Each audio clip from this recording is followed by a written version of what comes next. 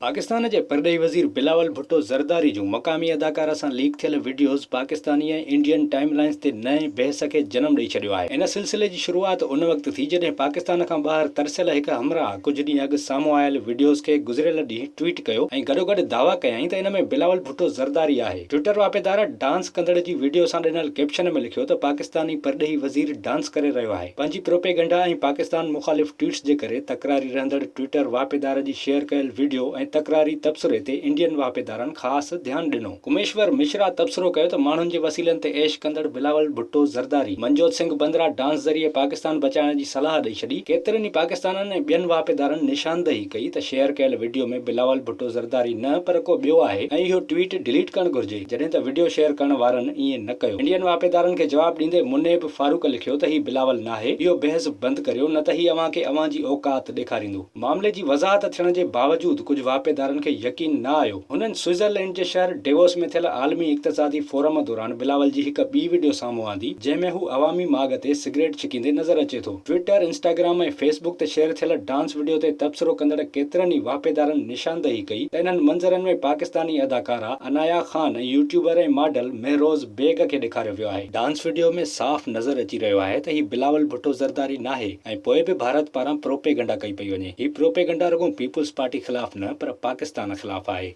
visit कयो अवामी आवाज़ मीडिया ग्रुप जी वेबसाइट awamiawaz.pk